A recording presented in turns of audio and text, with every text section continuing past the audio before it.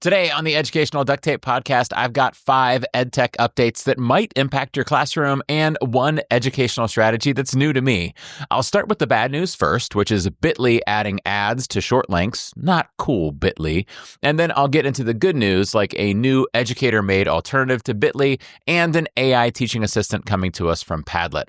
Plus, handy updates from Pear Assessment and Quizizz that could save you some serious prep time. And then that educational strategy I mentioned, which is called talking chips. Are you curious yet? Well, let's get into it. Welcome to the Educational Duct Tape podcast with Jake Miller. Welcome in friends, welcome in educators, welcome in duct tapers. I'm so glad that you're here. If you're new to the show, my name is Jake. This is the Educational Duct Tape podcast, a show where we talk mostly about educational technology and talk about it from the educational duct tape metaphor, which says that educational technology is a lot like duct tape. It's just a tool that we use to solve problems. Even though it's the focus of the show, it's not the focus of the way we think about things in our classroom. We think about what we're trying to achieve for our learners, what goals we're trying to meet, what problems we're trying to solve. And we often, not always, but often use educational technology as a tool like duct tape to solve those problems. The show's been on the air since December of 2018, which means a long time. How long is that? Like 6.5 years or something like that. And I've got to tell you, this point in the show right now, I'm going to be real and honest with the audience, with the duct tapers out there. Listenership is at the lowest it's been since some of those earliest days when the podcast was kind of unknown. And you know what? It's okay. I'm going to keep going. If it's helping you folks out there, and I know it is because some of you reach out and tell me that it is, I'm going to keep making it no matter what. But I would love to see the statistics and downloads get back to where they were before, because that, to me, if they're low, means that there are educators out there that used to benefit from my guests on my show and the news that I share on the show that are now not benefiting from it. Now, some of them have rode off into the joyous sunset of retirement, and that's wonderful, and I'm happy for them, but I know that's not where all of the listeners went. I think some folks are just missing out on it. So please tell your friends about the Educational Duct Tape podcast. Interact with the show using the hashtag on social media so people find out about it. Rate or review the show in Apple Podcasts or Spotify or wherever you listen so that people see that it is a show that people enjoy and learn from. Do whatever you can to help educators find this community so they can have some fun with us and learn some strategies and some ed tech tools to use in their classrooms. Do whatever you need to do. If you want to buy a white t-shirt and bedazzle Ask Me About the Educational Duct Tape podcast on the front of it, I would be ever so grateful, forever grateful to you for doing that, because people are going to ask you about the podcast and then you're going to tell them about it. And if you do, please send me a picture of yourself wearing that bedazzled shirt. I mean, if you want to, like, spring break is coming up soon. If you want to go rent one of those, like, airplane spring break banners that flies over the beach that says Educational Duct Tape podcast, I could send you some high resolution graphics for the show to put on that banner. Maybe we could get some folks on spring break at Myrtle Beach or wherever to tune into the show. Whatever we got to do. Oh, Jake's going a little off the rails here. Okay, so today is one of our alternating episodes where we don't have a guest. So this is what I'm doing in this current iteration of the podcast to give me a little bit of time to get episodes out. So next week, hopefully I'll be back with an amazing guest to share with you some wisdom. Today, I've just got some ed tech and education updates. I've got 6 total things, and let's go ahead and dive into them. When I was teaching science a few years ago, EduLastic was my go-to for summative assessments. I use it for all of my summative assessments. Nowadays, EduLastic is known as Pear Assessment. It's the same company as Pear Deck, and it just got an upgrade. If you've been hoarding years worth of tests in PDF form or Word docs or even images of tests, you're going to love this. So Pear Assessment just rolled out a new feature that lets you import those directly into their system. No more manually copying and pasting questions like I did just a few short years ago. Here's how it works. You upload your test, and Pear Assessment automatically extracts the questions for you. That means less time formatting and more time actually using the assessment data to support your learners, because that's what assessments should be for, is data that you take action on to support your learners. So now you could focus on that because you don't have to spend so much time formatting the questions. This comes alongside Pear Assessment's new dashboard, which is designed to let you create, import, or assign tests even faster. So it's a whole new dashboard redesign, a user interface overhaul. If you are nostalgic for the older dashboard, no worries. There's a toggle to switch back to it if you'd like some vintage edtech, I guess. I actually have not used Pear Assessment since before the name change, so it's been a couple years, and that means I have not tried out this new import feature yet. So I would love to hear from you. If you've tried it, how well does it work? Does it handle math equations well? What about images that are within your tests? Does it do these things effectively? Is it really saving the time that it sets forth to do?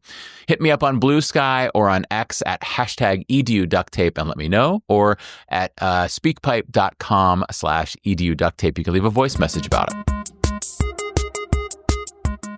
Next up, if you are a Quizizz user like me, here's some good news for you. There is a brand new accommodations feature that makes differentiation way easier in Quizizz. So what I used to have to do was create one version of the quiz for most of the class and then copy it and make a different version of the quiz for the rest of the class. So say, for example, if I had a learner who I needed to reduce the number of multiple choice options, I'd take the original one and just manually eliminate some of those options. But now you can actually assign accommodations kind of like automatically to individual students within the same activity. So you make one activity and different students can have different accommodations in there. So you might choose to give some students extra time per question, or enable a read aloud feature for others, or reduce the number of answer choices for a few more.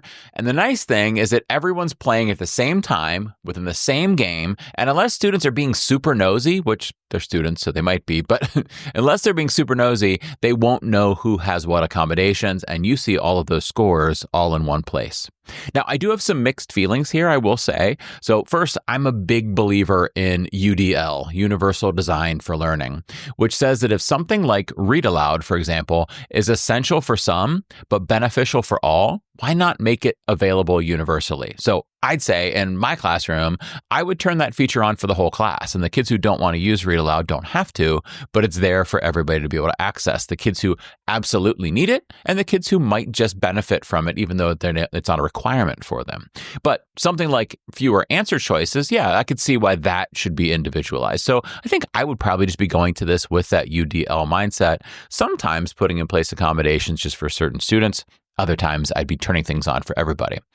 The second thing I have some mixed feelings about here is the way that the features lock in. So it's nice that you could set an accommodation for a certain student for all activities. So if one student needs reduced answer choices every time, you could turn that on once and set it and forget it, and it'll always be on. And that is nice. That is convenient. That saves you some time. But some students may need additional scaffolds in certain situations, like maybe science class, for example, but not in others, like maybe social studies class, for example. So if these accommodations are set to stay in place every time a student uses Quizizz, that's handy for you, but make sure you're reflecting regularly and adjusting based on what that learner needs in that moment. So I'm a big Quizizz fan, but I have not tested these accommodations features just yet. If you have, I'd love to know. Can students easily tell what accommodations their peers have? Is it convenient to turn them on and off? Does it work well for you? Does the read aloud feature sound natural? Let me know what you think. Again, you can interact with the show on Blue Sky or on X at #EduDuctTape, or leave me a voice message at speakpipe.com/EduDuctTape. Next up, our third piece is a non-techie update. Even though I typically podcast almost exclusively about ed tech stuff, I also do a lot of learning and thinking and working with teachers on really just pedagogy and teaching strategies. So one thing that's completely non-tech related that I recently learned about was a recommendation from Dr. Caitlin Tucker. And if you know her work, and Caitlin's been on the show before, so hopefully you've heard her episodes on the show, but if you know her work, you know that anything she posts is going to be good. So this post was a little over a year old, but it was new to me, and it related to one of the biggest challenges with student-led discussions. So that is making sure everyone actually participates in a discussion, not just the most talkative students. And in Caitlin's post, she shared a simple but powerful strategy called talking chips that helps balance participation while encouraging student-led conversations that are engaging and doing it in a station rotation model. So that means with the teacher not actually present, this strategy helps make these discussions more effective with just the students managing it themselves. So here's how it works. You give each student a set number of chips. They could be like poker chips or paper slips that are different colored, whatever you have on hand. And every time they contribute to the discussion, they place a chip in the center, just to model deliberately saying, I shared in the discussion. And then once they run out of tokens, they can't speak again until everyone else has had a chance to use theirs.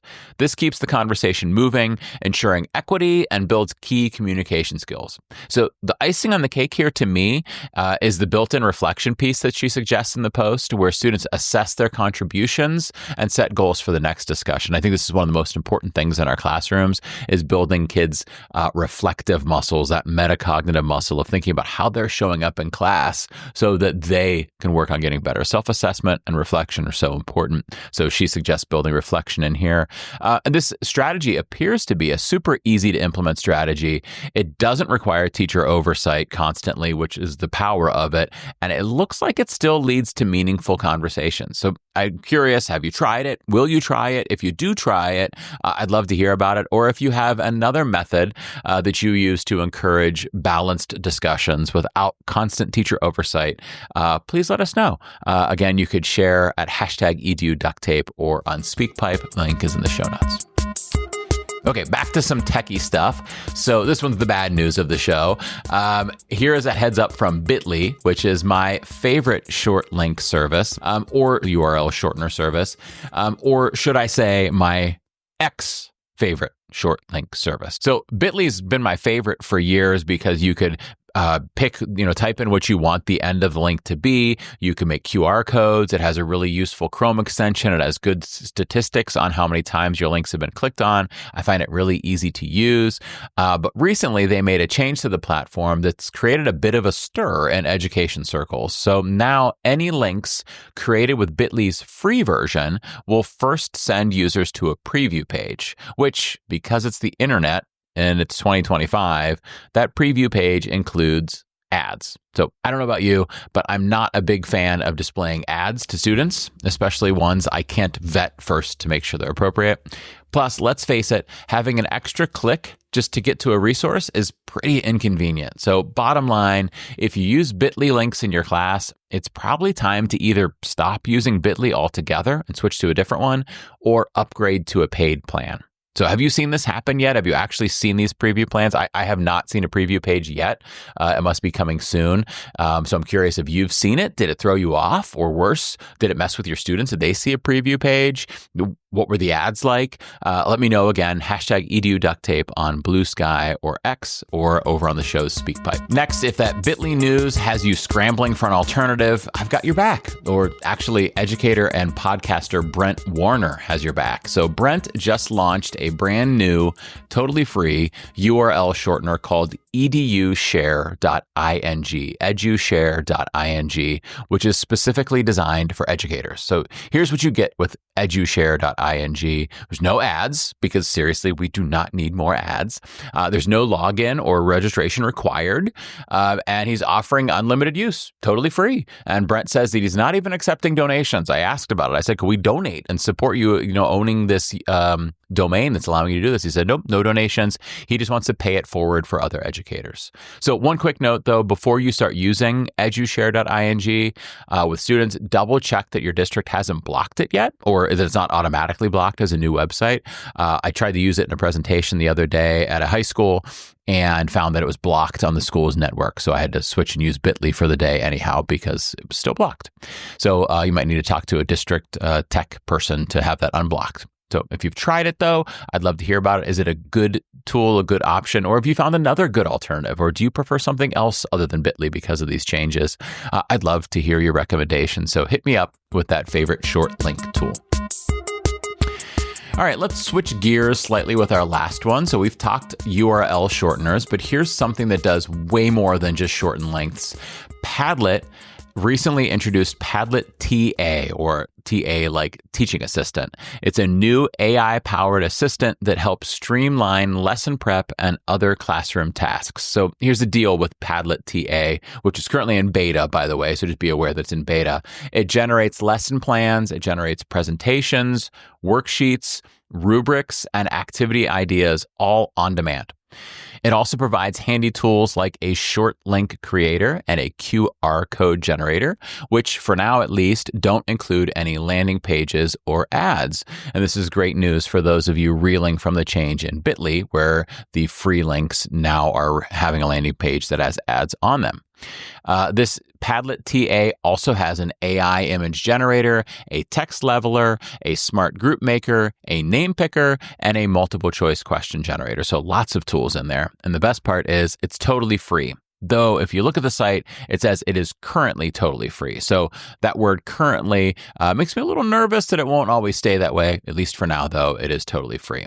One more important reminder, anytime you're using AI tools, always vet those AI-generated resources carefully before using them with your students. We want it to save you time. We don't want it to make the output worse than what you would have created, though. So AI can create some great stuff, but it still requires a teacher's eye for quality control. Curious though, have you used Padlet TA? If you have, what did you think of it?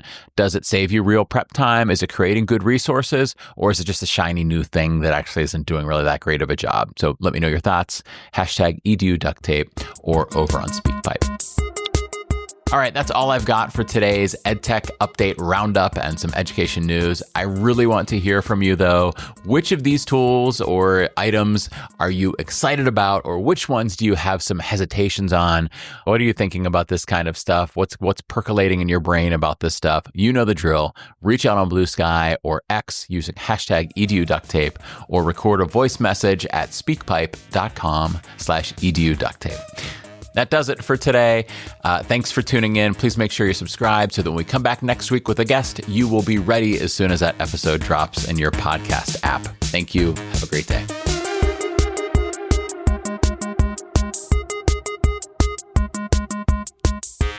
Thank you for listening to the Educational Duct Tape podcast. Please consider rating and reviewing the show on your favorite podcast app.